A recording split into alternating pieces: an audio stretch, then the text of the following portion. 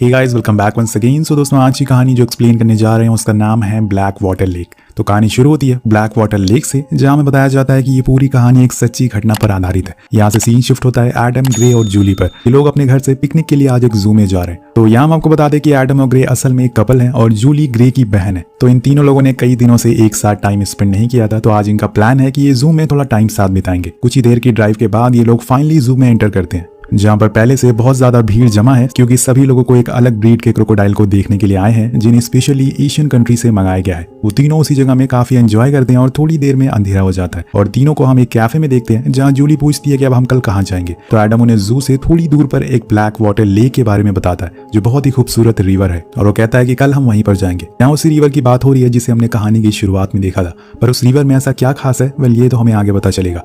उस रात ग्रे को पता चलता है कि वो प्रेग्नेंट है, लेकिन वो ये बात एडम को नहीं बताती।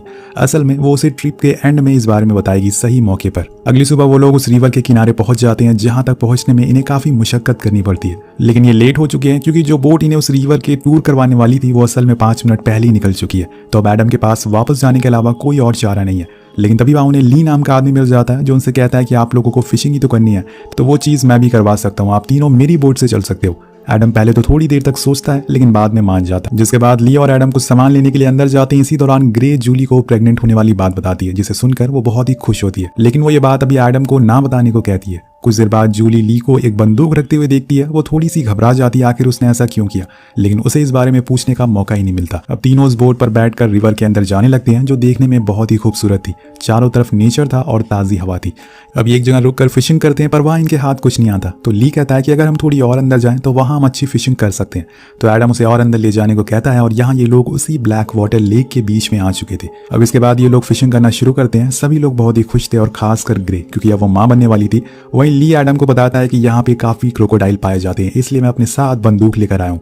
तो वो उसे हंसते हुए कहता है कि अरे यार, तुम इतना डरते क्यों, कुछ नहीं होने वाला है, हम लोग बस यहाँ पे एंजॉय करेंगे और निकल जाएंगे। अब 1 घंटा बीत जाता है, पर यहाँ गौर करने वाली बात ये थी कि जैसे जैसे समय बीत रहा था, आसपास सन्नाटा बढ़ता जा रहा था, जो कि काफी शॉकिंग था। लेकिन कुछ ही देर बाद उनकी बोट से कोई चीज जोर से टकराती है। पहले तो कुछ नहीं होता, लेकिन जब वो चीज दोबारा टकराती है तो उनकी बोट ही पलट जाती है। सब लोग पानी में गिर जाते हैं। पानी का लेवल ज्यादा होने की वजह से उन्हें ऊपर आने में थोड़ा समय लग जाता है, पर जब वो ऊपर आते हैं तो वहां ली मौजूद नहीं था। तभी अचानक से ग्रे देखती है कि एक बड़ी सी चीज ली की लाश को खींचते हुए दूर ले जा रही है, और उसे देखकर एडम और ग्रे पूरी तरह से डर जाता है और एक पेड़ पर चढ़ जाते। लेकिन वही जूली अभी भी पानी में थी। अब वो बहुत ही ज्यादा डरी हुई थी, तो एडम उसे पलटी हुई बोट के ऊपर चढ़ने को कहता है। वो बड़ी ही मुश्किलों से ऊपर चढ़ती है और बिना आवाज करे उस पर ही लेटी रहती है, जब तक थोड़ी शांति ना हो जाए।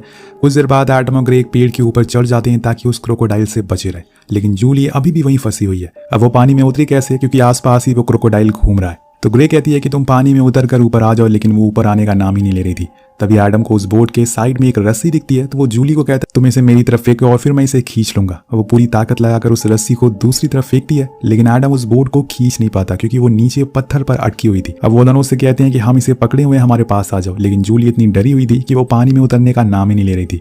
लेकिन अब उसके अलावा कोई और ऑप्शन नहीं है। अब वो बड़ी हिम्मत करके उस रस्सी को पकड़ती है और नीचे उतरना शुरू करती है, पर तभी पानी में बुलबुले दिखना शुरू हो जाते हैं, जिससे वो पूरी तरह से सहम जाती है और जल्दी जल्दी भागते हुए उन लोगों के पास आखिरकार पहुंच ही जाती है। अब ग्रे एडम से कहती है कि हमें यहीं वेट करना चाहिए, अगर कोई फिशिंग करने आएगा तो वो हमें देख लेगा। लेकिन वो इनकी हिम्मत बढ़ाने के अलावा उनका हौसला तोड़ देता है, ये कहते हुए कि जब हम यहाँ आ रहे थे तो हमें किसी ने नहीं देखा, तो हम यहाँ फंसे हुए हैं, इस बारे में किसी को पता नहीं है, हमें जो भी करना होगा खुद ही करना होगा। इसी दौरान उन्हें पानी में एक बार कुछ और हलचल सुनाई देती है, जिससे उस पेड़ के थोड़ा और ऊपर चढ़ जाते हैं। वेल, यहाँ आप सबकी जान खतरे में है, सभी को इसी बात की टेंशन है, लेकिन यहाँ एडम को मलेरिया ना हो जाए इस बात का ज्यादा डर लगा होता है, इसलिए अपने साथ लाए हुए स्प्रे को भी लगाता है। अब इसके बाद ग्रे कहती है कि हम ऐसे हाथ पे हाथ रखे बैठ नहीं सकते, हमें इस बोट को सीधा करना ही पड़ेगा, अदरवाइज हम यहाँ वापस नहीं लौट पाएंगे। लेकिन एडम ऐसा करने से साफ मना कर देता है, जिससे ग्रे थोड़ा गुस्सा भी होती है, और वो कहती है कि फिर हमें इन पेड़ों के सहारे से आगे बढ़ना होगा, तभी कुछ हो पाएगा। लेकिन यहाँ उसका साथ कोई नहीं देता, तो वो अकेली आगे जाने लगती है। रास्ता देखने के लिए वो बड़ी समझदारी से पेड़ों की टहनियों के सहारे आगे बढ़ रही थी, लेकिन एक जगह पे ये पेड़ भी खत्म हो जाते हैं और वहां से रिवर शुरू हो जाती है, यानी कि इन्हें इस बोट को सीधा करना ही पड़ेगा,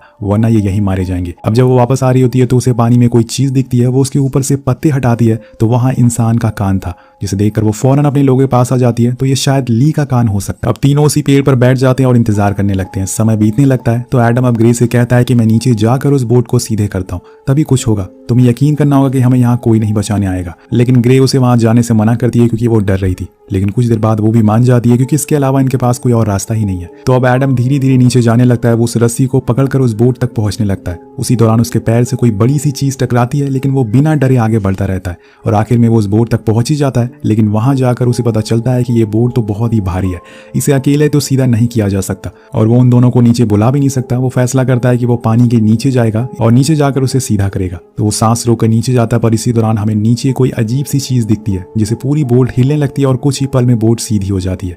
लेकिन एडम ऊपर नहीं आता। अब ये देखकर ग्रे घबरा जाती है, पर तभी अचानक से एडम ऊपर आ जाता है जिससे कि उसकी सांस में सांस आती है, पर ज्यादा देर तक नहीं। और पलक झपकते ही क्रोकोडाइल उसे दोबारा से अंदर खींच कर ले जाता है। अब ये देखकर दोनों पूरी तरह से सहम जाते हैं और खासकर जूली तो बहुत ही ज्यादा डर जाती है। और कुछ ही देर बाद वो क्रोकोडाइल उसकी बॉडी लेकर ऊपर आता है और फिर से लेकर नीचे चला जाता है। और ये मंजर देखकर ग्रे तो पूरी तरह से सहम जाती है। उसे समझ ही नहीं आ रहा था कि अब वो क्या करे। वो दोनों वहीं पेड़ पर बैठे रहते हैं। इसी बीच जूली कहती है कि हम अब यहीं मारे जाएंगे, कोई नहीं हमें बचाने आने वाला है और मैंने पहले ही तुम लोगों से मना किया था कि यहाँ नहीं आते हैं, लेकिन तुम लोगों ने मेरी बात नहीं मानी। और ये सब बातें होते हुए वो दोनों लड़ना शुरू हो जाते हैं। लेकिन ग्रे कहती है कि हम यहाँ से निकल सकते हैं, बस हमें कैसे भी करके उस बोट तक पहुंचना पड़ेगा। अब वो एक पेड़ की टहनी लेके नीचे जाती है और उस रस्सी को अपनी तरफ करने की कोशिश करती है, पर वो अभी भी दूर थी। तभी जूली को पानी में बुलबुले दिखाई देते हैं और वो फौरन ग्रे को ऊपर बुला लेती है। यहाँ ग्रे को बड़ी टहनी चाहिए थी जिससे वो उस रस्सी के पास पहुंच सके। तो एक बड़ी सी टहनी को तोड़ने के लिए थोड़ा आगे जाती है। तभी अचानक से क्रोकोडाइल छलांग मारकर उसे पकड़ने की कोशिश करता है और वो हड़बड़ा जाती है जिससे उसका बैलेंस बिगड़ जाता है। लेकिन सही मौके पर जूली उसका हाथ पकड़ लेती है जिससे वो उसका खाना बनने से बच जाती है। अब समय और बीतने लगता है और उस लेक का पानी इतना काला था कि उसे कोई भी चीज आ जाए उसे आसानी से देखा नहीं जा सकता था। अब ग्रे कहती है कि हमें जल्दी से उस रस्सी को अपने पास लाना होगा, वरना वो बोट धीरे धीरे हमसे दूर होती जा रही है। इसी दौरान उन्हें कुछ दूरी पे एडम की लाश तैरती हुई दिखती है। वो उसे देखकर और रोने लगती है। कुछ समय पहले ये दोनों साथ में थे और अब वो मर चुका है। उसे तो ये भी नहीं पता कि वो फादर बनने वाला है। वेल अब धीरे धीरे सूरज डूबने लगता है और कुछ ही समय बाद रात हो जाती है। शायद ये रात इन दोनों को आज से हमेशा याद रहने वाली है, अगर ये जिंदा रहे तो। अब मौसम भी बिगड़ने लगता है और तेज बारिश के साथ साथ बिजली भी कड़कने लगती है। ग्रे और जूली उसी पेड़ पर अभी भी बैठे हुए हैं। तभी अचानक न जाने कहां से ढेर सारे क्रोकोडाइल आ जाते हैं और वहीं पड़ी ली और एडम की लाश को नोच नोच कर खाने लगते हैं। ये सब दोनों देख रही थी, लेकिन उन्हें बिल्कुल चुपचाप बैठना पड़ता है और अगर इन्होंने शोर मचाया तो इनकी भी जान उस क्रोकोडाइल के मुंह में होगी। ये सारा मंजर देखकर जूली पूरी तरह से टूट चुकी थी। बल्कि किसी तरह से ये मंजर गुजर जाता है। अब सुबह हो जाती है और ग्रे कहती है कि हमें अब कुछ करना ही होगा, खतरा बढ़ता जा रहा है। तो जूली कहती है कि ठीक है, हम उस बोट तक जाते हैं, लेकिन वो ऐसा करने से मना करती है क्योंकि अब वो बहुत दूर जा चुकी है। वहां तक पहुंचने से पहले वो उन्हें खा जाएगा। इसलिए वो उसे कहती है कि हमें वहीं जाना होगा जहां से हम आए थे। तो वो दोनों बड़ी ही होशियारी से पेड़ों का सहारा लेकर आगे बढ़ना शुरू कर देते हैं। लेकिन कल की बारिश की वजह से पानी का लेवल ऊपर आ चुका था, जिस वजह से वहां के पेड़ डूब गए थे और अब उनके आगे का रास्ता भी खत्म हो गया था। उन्हें पानी में तैर कर आगे जाना होगा। दोनों गॉड का नाम लेकर पानी में उतरते हैं और थोड़ी देर तक तो सब कुछ ठीक रहता है। लेकिन तभी अचानक से उनके सामने वही क्रोकोडाइल आ जाता है और ये दोनों अपनी जगह से हिलते ही नहीं, जिससे वो बिना कुछ करे पानी में वापस चला जाता है। जिसके बाद दोनों फौरन दूसरे पेड़ पर चढ़ने के लिए आगे बढ़ते हैं, पर इसी बीच वो दोबारा आ जाता है और इस बार उसने ग्रे को पकड़ लिया था। वो उसे पानी में ले जाने लगता है और इधर जूली इतनी तेज से चिल्लाती है कि वो क्रोकोडाइल उसे छोड़ देता है और वो उसे लेकर भागकर वापस पेड़ पर आती है। यहाँ ग्रे के पैर में बहुत गहरा घाव हो गया था, जिससे उसका खून बहता ही जा रहा था। अगर उसे जल्दी से ट्रीटमेंट नहीं किया तो वो मारी जाएगी। अब इसी दौरान उसे एक बोट की आवाज भी सुनाई देती है, तो ग्रे फौरन कहती है कि जाकर उसे आवाज लगाओ। लेकिन वो बोट वाले इनकी आवाज सुन नहीं पाते, जिसके बाद जूली अपना गुस्सा उस बोट पर निकालने लगती है जिससे वो आई थी। अब इसी दौरान उसे फिर से पानी में हलचल सुनाई देती है। वो मगरमच्छ दोबारा से आ चुका था। जूली दूर से ही ग्रे को कहती है कि अपना पैर ऊपर करो, लेकिन वो बेहोश थी इसलिए उसे सुनाई नहीं देता। दरअसल जो खून ग्रे के पैरों से निकल रहा था उसकी स्मेल सुनकर वो उसके पास आ गया था, इसलिए वो भागकर अपनी बहन के पास आती है और उसकी चोट पर एक कपड़ा बांधती है जिससे कि ज्यादा खून ना बहे। तब तक ग्रे को भी होश आ चुका था, तो वो जूली से उस बोट के बारे में पूछती है और वो बताती है कि वो बोट जा चुकी है। वो उसे वैसे ही बैठाकर पानी में दोबारा उतरती है और उस बोट की तरफ जाने लगती है। धीरे धीरे करके वो उसके करीब आती जा रही थी, लेकिन दूसरी तरफ उसे उतना ही डर लग रहा था कि कहीं वो क्रोकोडाइल दोबारा ना आ जाए। पर ऐसा होता नहीं है। वो उसके ऊपर चढ़ जाती है और फौरन उसके अंदर भरे पानी को बाहर निकालने लगती है और उसे स्टार्ट करने की कोशिश करती है, लेकिन वो हो नहीं पाता। इसी दौरान उसकी नजर लेक पर पड़ती है जहाँ का पानी अब हिलने लग गया था, यानी कि उसे पता चल गया है कि जूली बोट पर आ चुकी है। वो जल्दी से बोट को स्टार्ट करने की कोशिश करती है, लेकिन तभी क्रोकोडाइल उसकी बोट के ऊपर आ जाता है, जिससे जूली डर के नीचे गिर जाती है और भागने लगती है।